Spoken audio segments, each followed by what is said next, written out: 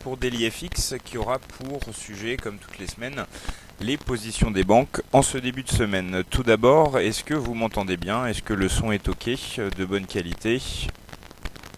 Si les personnes connectées pouvaient me répondre sur le chat, on pourra ensuite démarrer immédiatement.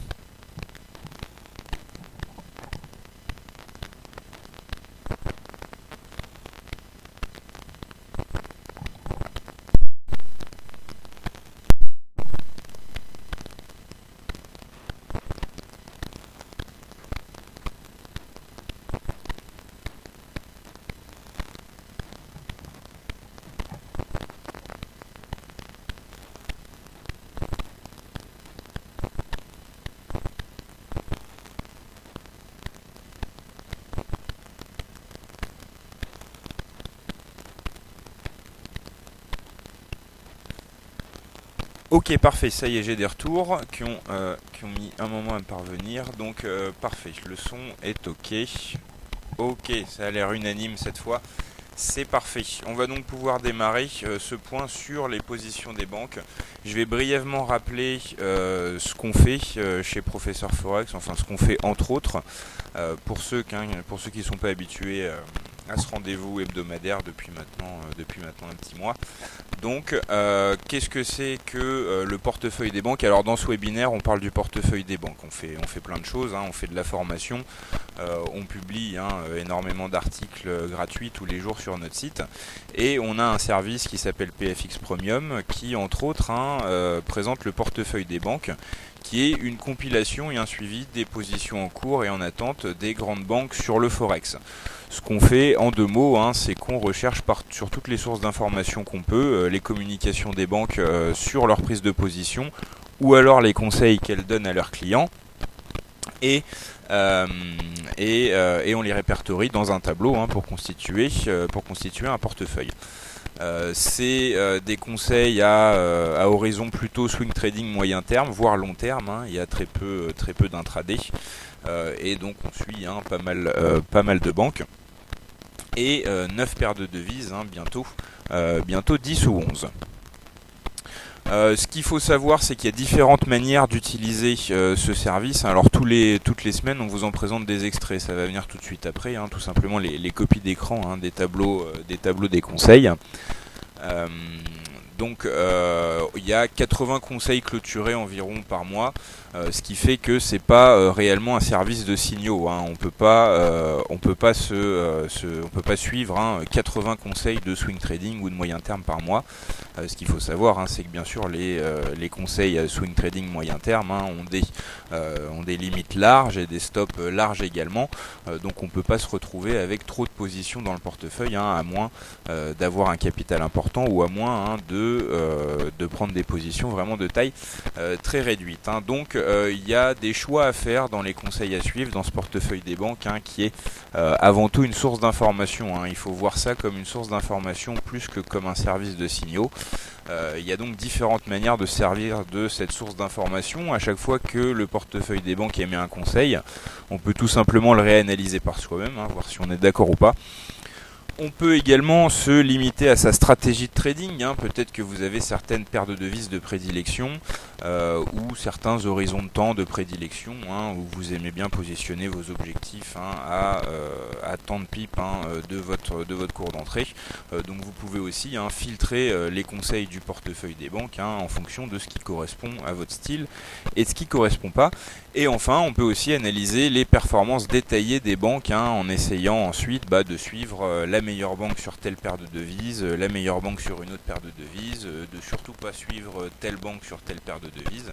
Il y a une petite gestion comme ça qui est également possible. Et enfin, pour les traders expérimentés qui se refusent à suivre toute forme de conseils, ils existent. Ils peuvent aussi se servir du portefeuille des banques pour repérer des consensus, des consensus sur des objectifs, des consensus sur des stops, des consensus sur des sens. Par exemple, si on a 5 banques à la vente sur une même paire de devises, peut-être que c'est intéressant d'analyser la situation et de voir si c'est pas effectivement intéressant de se positionner, dans le même sens, surtout si toutes les banques sont unanimes. Voilà. On va donc maintenant se prêter à cet exercice justement, voir un peu ce qui se présente dans le portefeuille des banques en ce début de semaine. Voilà pour la paire euro-dollar. On voit qu'on a pas mal de positions qui sont assez récentes. On a un ordre limite de Morgan Stanley qui a été ouvert ce matin, le deuxième tableau. Donc Morgan Stanley attend une baisse à 1,1090. Alors on me dit qu'il n'y a pas de son. Est-ce que c'est le cas pour tout le monde ?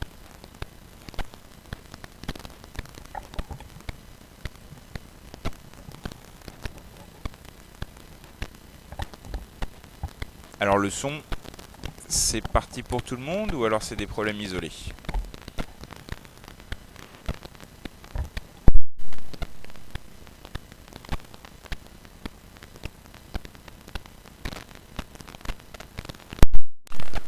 Ok, parfait, on me répond, certaines personnes me répondent qu'il y a un son, donc c'est tout à fait possible que les problèmes peuvent venir des deux côtés. Donc je présume que si pour certaines personnes c'est ok, les personnes qui ont des problèmes de son, ça doit être de votre côté.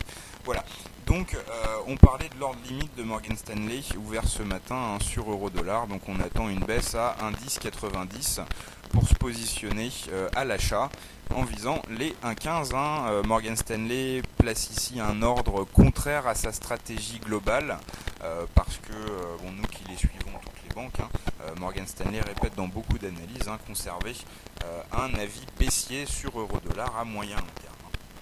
Donc là, on a ce qu'on appelle un trade tactique de la part de Morgan Stanley qui est bien consciente que la tendance générale est baissière, en tout cas qu'il le pense, mais qui voit une fenêtre d'opportunité à l'achat dans le cadre de cette tendance baissière. Tout à fait. Alors, sinon pour les positions qui sont déjà ouvertes, on voit qu'il y en a eu qui ont été ouvertes en fin de semaine dernière, une autre de la Barclays qui a été ouverte fin août, celle-là c'est du long terme, la Barclays vise le plus bas annuel, on avait déjà mis cette position en lumière la semaine dernière, 0,460 pour la Barclays qui est entrée sur les 1,1278 le 31 août. Donc pour l'instant, c'est une position qui est en gain. Ensuite, on a Crédit Suisse et Danske Bank qui visent un 1,1020 pour Crédit Suisse et 1,1087 pour Danske Bank. Donc là c'est plutôt des trades de court terme et on a les banques qui sont à peu près d'accord sur le stop. On en a une qui a son stop à 1,1242 et l'autre qui a son stop à 1,1260.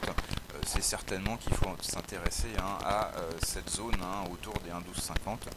Vu que deux banques considèrent cette zone comme un stop judicieux, pourquoi pas aller regarder sur les graphiques de quoi il en retourne et puis voir si on ne peut pas intégrer cette information à notre analyse. Donc voilà pour ce qui se passe en ce début de semaine pour l'euro-dollar.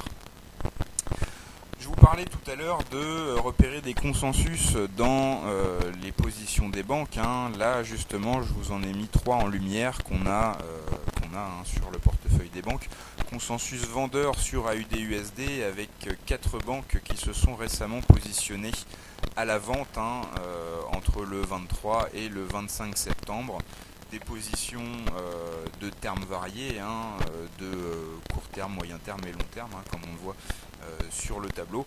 Mais donc là c'est encore plus intéressant parce qu'on a 4 banques qui sont à la vente, mais en plus sur des échelles de temps différentes. Ça veut dire que on a un alignement de facteurs, on a la tendance de court terme, en tout cas vue par certaines banques, qui est baissière, de même que celle de moyen terme, de même que celle de long terme. Ça c'est quand même un consensus intéressant, d'autant plus que toutes les banques ont bougé à peu près au même moment. On voit 3 positions prises le 23, une prise le 25. On peut se dire qu'effectivement il se passe peut-être aux yeux des banques quelque chose d'intéressant actuellement sur la paire AUD-USD. On a à l'inverse un consensus acheteur sur l'USD-CAD avec des positions de moyen et de long terme.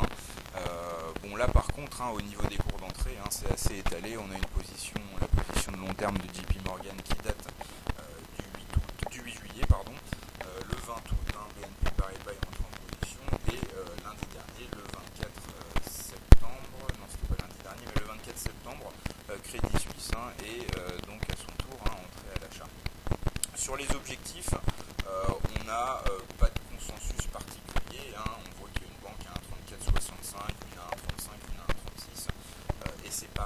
stops, on a des stops un peu éparpillés, mais ce qui s'explique par les termes différents des opérations, moyen terme, long terme. Enfin, sur EuroGBP, on a aussi un consensus vendeur avec une position qui date de début septembre et deux positions qui datent de la semaine dernière, avec des objectifs qui sont moins ambitieux pour l'une, pour Crédit Suisse, qui vise une baisse à 72,30, et BNP qui vise, elle, plutôt une baisse à 0,7, le seuil rond psychologique, pour une position à moyen terme. On a Crédit Suisse qui se positionne à court terme, c'est normal qu'on ait un objectif moins ambitieux que la position de moyen terme de BNP Paribas. Voilà pour les consensus qu'on a en place en ce début de semaine. Il y a pas mal de positions à l'écran, donc si certains veulent les noter, je reste volontairement un peu longtemps là-dessus. C'est aussi l'occasion de vous demander si vous avez des questions à propos du service ou alors à propos des positions que vous avez à l'écran. Et sinon, on va pouvoir passer à la suite.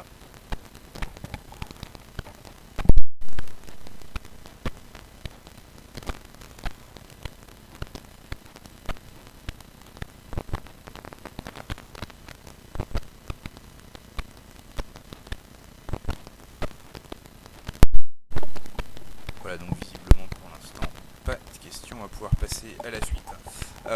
On va terminer, on va parler toutes les semaines des dernières positions enregistrées. Souvent on enregistre des positions le lundi matin.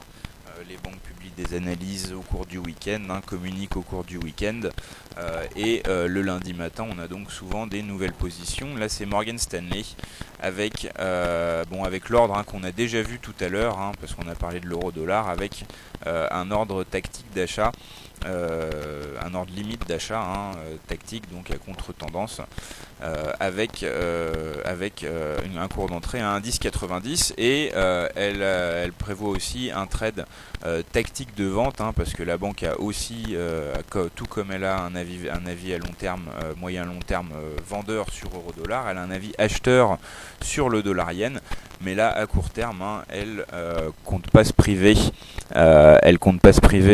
de profiter d'une éventuelle baisse, d'une éventuelle correction au sein de la tendance, avec donc un cours d'entrée à 121,30. On attend une petite remontée à 121,30 pour se positionner à la vente chez Morgan Stanley. Voilà, je vois quelques commentaires de son, mais tant qu'il reste isolé, je vais mettre ça sur le compte de problèmes isolés, justement, comme on l'a vu tout à l'heure.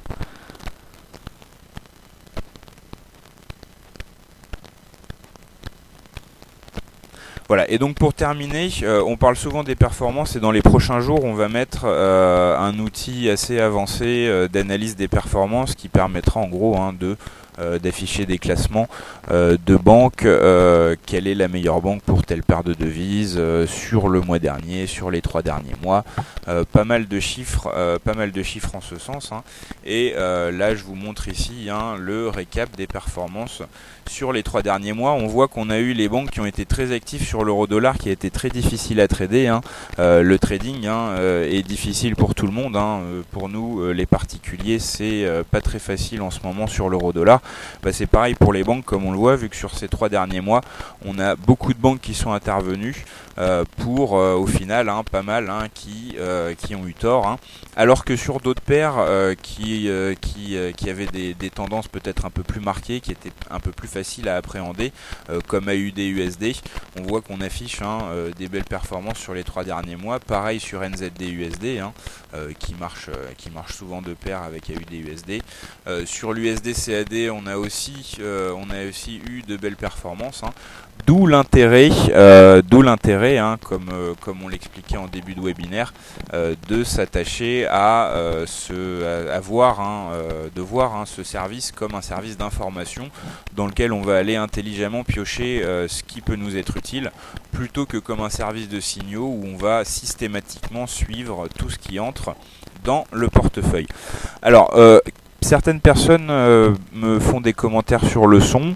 Faut savoir que ce webinaire est enregistré et il sera disponible dans les prochaines minutes, dès qu'il est terminé. Je le posterai sur la chaîne YouTube de DailyFX. Et vu que le son est enregistré de mon côté, il n'y aura pas de problème sur le son de la vidéo. Donc si vous avez vraiment un son inaudible, il sera possible de voir la vidéo sur la chaîne YouTube de DailyFX dans les prochaines minutes. Voilà, on arrive à la fin de cette intervention qui se veut courte, c'est du conseil, c'est une fenêtre sur les positions des banques. Encore une fois, c'est un service d'information, on ne cherche pas ici à savoir qui a tort, qui a raison dans les banques, on s'attache aux faits, les performances, qu'est-ce qu'elles conseillent, qu'est-ce qu'elles prennent comme position, et derrière c'est notre travail, à vous et à nous, de voir, de piocher là-dedans pour voir ce qui est intéressant et ce qui l'est moins. Je vous remercie à tous de m'avoir écouté. Encore une fois, désolé pour certaines personnes qui ont visiblement des problèmes de son, mais vous avez tous les enregistrements sur la chaîne YouTube de DailyFX. Très bon après-midi à tous et à lundi prochain pour une autre intervention du même style. Bonne journée à tous, au revoir.